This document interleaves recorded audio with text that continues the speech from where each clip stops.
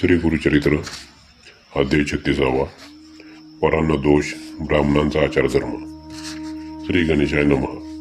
सिद्ध म्हणाला नामदार का, मी तुला एक घटना सांगतो, त्यावरून आपण अन्नाबद्दल किती जागरूक असले पाहिजे याची तुला कल्पना येईल.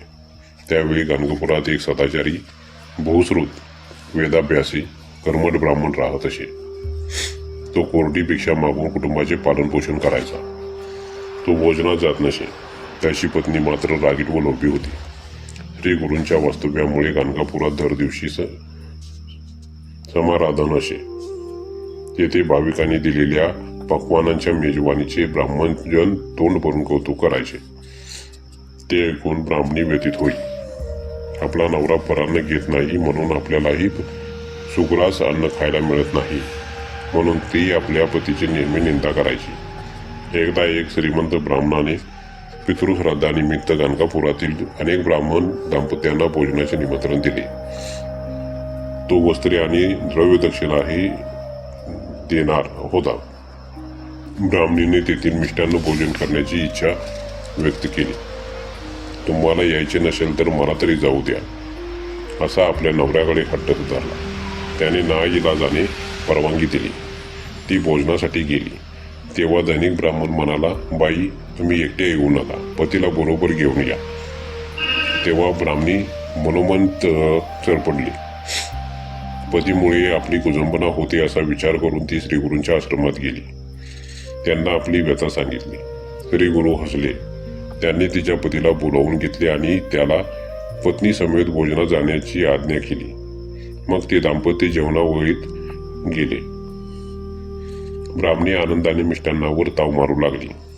तेवढ्यात तिला एक विलक्षण दृश्य दिसले. सूक्ष्म देहाने कुत्रे व डुकरेही पात्रात तोंड घालून ते अन्न खात आहेत हे पाहून तिला किळस वाटली. ती अन्न टाकून उठली. पतीही उठला. मग ते दोघे श्री गुरूंपाशी आले. ब्राह्मणीने त्यांना जे पाहिले ते सांगितले. श्री गुरु तिला म्हणाले, बाई, परान्न घेत नाही म्हणून तो आपल्या पतीला नेहमीच दोष द्यायचे. ते किती चुकीचे होते हे तुझ्या लक्षात आले असेलच. ब्राह्मणीला पश्चाताप वाटत होता. पत्नीच्या दुराग्रहामुळे व्रतभंग झाला म्हणून ब्राह्मण तिच्यावर संतापला होता. श्री गुरूंनी त्याची समजूत काढली. ते म्हणाले, बाबा रे, तू पत्नीच्या इच्छेने तिथे गेला होतास म्हणून तुला दोष लागत नाही. झाले ते बरे झाले. आता तुझी पत्नी परान्न खाण्याचे नावही काढणार नाही. परान्न न घेण्याचा तुझा संकल्प अगदी स्तुत्य आहे. पण पितृकार्य, देवकार्य अशा प्रसंगी भोजनासाठी ब्राह्मण मिळत नाही. म्हणून कोणी गृहस्थ चिंतेत असेल तर मात्र अडून राहू नकोस. गेला नाहीस तर मात्र दोष घडेल. आपले गुरु, शिष्य, वैदिक ब्राह्मण, मामा, सासरे, भावंडे, सज्जन, ग्रहस्थ, ब्राह्मणा वाचून अडलेले यांच्या घरी जेवावे. गायत्री मंत्राचा जप केल्याने परान्न सेवनाचा दोष जातो. सूर्यग्रहण, चंद्रग्रहण या काळात अन्न सेवन करू नये. सोहेर व सुतक असणाऱ्यांकडे जाऊ नये. अशा प्रकारे ब्राह्मणाने आचारधर्म पाळला तर देवही त्यांना वश होतील. पण आचारधर्म सोडला म्हणूनच त्यांनी दारिद्र्य आलेले आहे.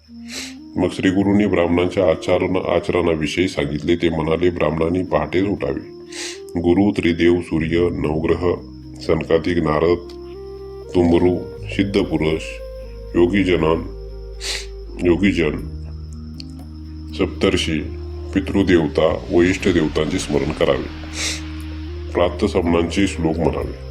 लघुशंका, शौच, दंत धावन करावे. हातपाय धुवावे. स्नानानंतर, निजण्यापूर्वी, उठल्यावर, भोजनापूर्वी व नंतर, जांभई व शिंक आल्यावर, लघुशंका व शौच केल्यावर, वात सरल्यावर, काही अशुभ पाहिल्यावर खाली बसून स्वस्थ चित्ताने आचमन करावे. आचमनासाठी पाणी नसेल तर आपले डोळे व कान यांना हाताने स्पर्श करावा. कारण ब्राह्मणाच्या उजव्या कानाजवळ अग्नी, वायू, अपोदेवता, चंद्र, सूर्य, इंद्र आणि वरुण या सप्तदेवता सूक्ष्म रूपाने असतात. शौचासाठी नैऋत्येस जावे. डोक्यावर उपरणी घ्यावे. जानवे उजव्या कानात अडकवावे.